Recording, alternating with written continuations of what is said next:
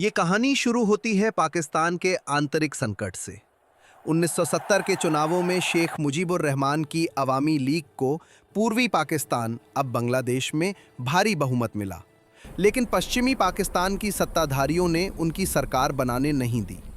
इसके बाद 25 मार्च 1971 को पाकिस्तानी सेना ने ऑपरेशन सर्चलाइट के तहत पूर्वी पाकिस्तान में भयानक दमन चक्र शुरू किया।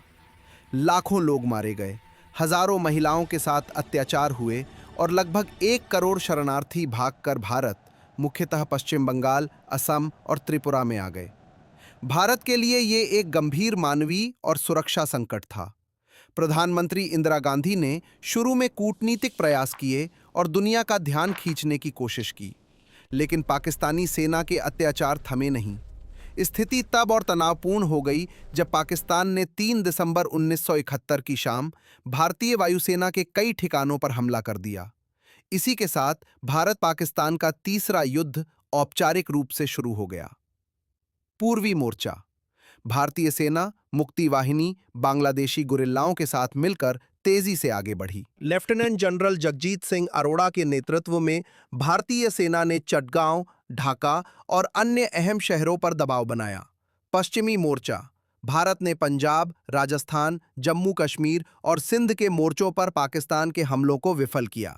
भारतीय नौसेना ने ऑपरेशन ट्राइडेंट चलाकर कराची बंदरगाह को नष्ट कर दिया, जिसमें पाकिस्तान की कई जहाजें डूब गईं। ढाका की मुक्ति। भारतीय सेना ने तेजी से ढाका की ओर कूच किया। 16 दिसंबर को पाकिस्तानी सेना ने घुटने टेके और लेफ्टिनेंट जनरल ए के नियाजी ने 93,000 सैनिकों के साथ भारतीय सेना के सामने बिना शर्त आत्मसमर्पण कर दिया। यह द्वितीय विश्व युद्ध के बाद सबसे बड़ा आत्मसमर्पण था। परिणाम: बांग्लादेश 16 दिसंबर 1971 को ही एक स्वतंत्र राष्ट्र बना। भारत की निर्णायक जीत। भारत ने सैन्य और राजनीतिक रूप से बड़ी सफलता प्राप्त की। शिमला समझौता।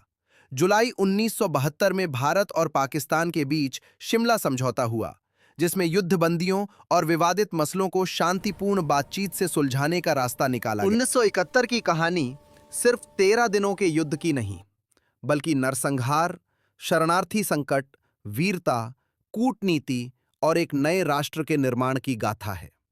यह भारतीय इतिहास का एक गौरवशाली अध्याय है, जिसमें मानवीय मूल्यों और सैन्य सफलता का अनूठा संगम देखने को मिलता है। यह कहानी आज भी भारत बांग्लादेश के रिश्तों और उपमहाद्वीप की राजनीति की नींव समझने के लिए अत्यंत महत्वपूर्ण है। दोस्तों, इसी सच्ची कहानी को बॉर्डर जैसी फिल्मों में दिखाया गया और अब बॉर्डर 2 जैसी नई फिल्म में भी इसी युद्ध की वीर गाथा दिखाई जा रही है। इन फिल्मों में दिखाया जाता है कि कैसे हमारे जवान भूखे प्यासे रहकर भी दुश्मन से लड़ते हैं, कैसे कुछ गिने चुने सैनिक हजारों दुश्मनों के सामने डट जाते हैं। बॉर्डर 2 जैसी मूवी हमें ये याद दिलाती है कि हम आज जो आज़ादी की सांस ले रहे हैं, वो हमारे जवानों की वजह से है। ये फिल्म सिर्फ एंटरटेनमेंट नहीं, बल्कि हर भारतीय के दिल में देशभक्ति जगाने का काम करती है।